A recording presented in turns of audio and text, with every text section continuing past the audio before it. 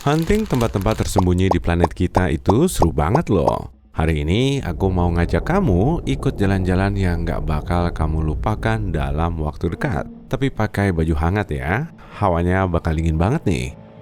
Kamu naik pesawat dan mendarat di pulau Greenland yang tertutup es. Pemandangan aurora borealis yang memukau menyapamu. Kamu hampir gak percaya sama yang kamu lihat. Pemandu bilang fenomena ini langka banget. Biasanya, orang butuh waktu berhari-hari untuk berburu ini. Kamu merasa beruntung dan meluangkan waktu buat mengapresiasi cahaya kehijauan yang menari-nari ini. Untung kamu bawa kamera, ya kan?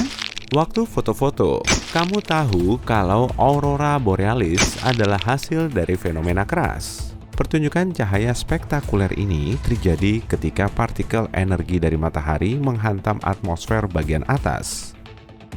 Di hari kedua, kamu lanjut menjelajah tempat itu lewat udara. Mungkin hampir semua udah tahu soal ini. Greenland adalah salah satu pulau terbesar di dunia. Kali ini, dari atas helikopter, kamu bisa lihat lanskap es sejauh mata memandang. Kalau penasaran, sekarang kamu lagi terbang di atas es tebal seluas 1,7 km persegi. Wah, apa tuh di bawah sana? Kayaknya ada sekumpulan beruang kutub. Kamu nggak mau terlalu dekat ke mereka dong. Kondisi Greenland mungkin terlalu keras sebagai tempat tinggal manusia, tapi beberapa spesies hewan bisa hidup di padang es ini dengan baik. Contohnya, rusa kutub, serigala, dan rubah Arktik. Dalam perjalanan ke Greenland, mungkin kamu akan berhenti mengisi bahan bakar di Copenhagen. Denmark adalah salah satu negara yang punya penerbangan komersil ke Greenland. Kamu baru tahu kalau sebenarnya pulau itu bagian dari kerajaan Denmark. Di peta, letaknya tepat di antara Samudra Arktik dan Atlantik. Kamu beruntung punya pilot warga lokal yang ngasih tahu kamu berbagai rahasia tersembunyi di sini. Di bawah permukaan putih setebal 3,2 km ini ada dunia yang sama sekali berbeda. Dunia yang penuh dengan ngarai, kawah-kawah yang dibentuk meteor, dan berbagai fosil tumbuhan yang berumur ratusan tahun. Semangatmu membuncah untuk mengunjungi tiap tempat ini, tapi tentu kamu harus memakai imajinasimu, karena itu semua tersembunyi di bawah es. Percaya nggak? Hampir 80% permukaan pulau ini tertutup es loh. Perhentian pertama tur kamu adalah Grand Canyon Greenland. Kamu mendarat nggak jauh dari sana, suatu tempat di bagian utara pulau itu. Kamu mungkin tahu kalau ngarai adalah lembah yang dalam dan sempit dengan sisi-sisi yang terjal. Tapi kamu pasti belum tahu kalau canyon berasal dari bahasa Spanyol canon, yang artinya tabung atau pipa. Nah, Grand Canyon ini ada miripnya dengan yang ada di Amerika Serikat loh. Pertama, dalam hal ukurannya. Panjang ngarai ini ada kira-kira 750 km dan dalamnya sampai sekitar 800 meter di beberapa tempat. Di bawah sana ada lembah subglasial, dan kalau kamu penasaran gimana terjadinya, ya kemungkinan ngarai itu terbentuk oleh sungai yang telah mengalir di Greenland sebelum es mengambil alih. Oh ya, Greenland nggak selalu tertutup es loh. Dulu tempat ini hijau sesuai dengan namanya. Banyak tempat yang tertutup es di bumi, kayak Antartika, dulunya tertutup pepohonan hijau. Ilmuwan sudah tahu bahwa di masa lalu, sebagian besar area Greenland bebas es. Dengan bantuan radar udara, mereka memperoleh berbagai penemuan menakjubkan. Omong-omong, teknologi radar nggak bisa mendeteksi es loh. Kalau nggak percaya, taruh aja es batu di dalam microwave. Pasti nggak bakal meleleh atau panas. Penemuan fosil tumbuhan terkini memungkinkan para peneliti memperkirakan kalau Greenland dulu jauh lebih hangat daripada yang mereka bayangkan. Penelitian tahun 2021 yang diadakan University of Vermont menemukan fosil-fosil ranting dan dedaunan yang bikin peneliti bingung banget. Mereka ngira bakal nemu pasir dan bebatuan di lapisan terdalam es, tapi justru nemuin bukti jelas kekayaan flora dunia. Dari lanskap yang telah kamu lihat itu, sulit dipercaya bahwa hutan pernah tumbuh di sini. Hari ini, kamu akan menemukan vegetasi tundra di bagian pesisir pulau, dan itu hampir semua. Tapi menurut materi genetik yang ditemukan dalam fosil tumbuhan ini, peneliti percaya pulau itu pernah jauh lebih hijau. Mungkin banget ada hutan-hutan penuh serangga dengan kupu-kupu dan kumbang beterbangan. Dan suhu rata-rata di pulau itu bervariasi dari 10 derajat Celcius di musim panas sampai minus 17 derajat Celcius di musim dingin. Misi Operation Ice Bridge NASA sudah terbang di atas Greenland lebih dari 100 kali.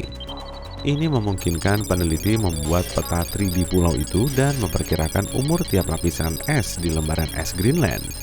Lembaran es bisa membantu menjawab banyak pertanyaan ilmiah karena terbentuk dalam rentang waktu ribuan tahun. Ini adalah sejumlah lapisan salju di atas lebih banyak salju. Salju memadat menjadi es dan pada akhirnya membentuk yang kita sebut lembaran es. Ingat fosil yang kita bahas tadi? Dipercaya fosil-fosil itu berasal dari periode Eemian, yaitu 130.000 sampai 115.000 tahun lalu. Menurut rekaman 3D terobosan dari NASA, kita bisa melihat 3 periode iklim lain dalam lembaran es.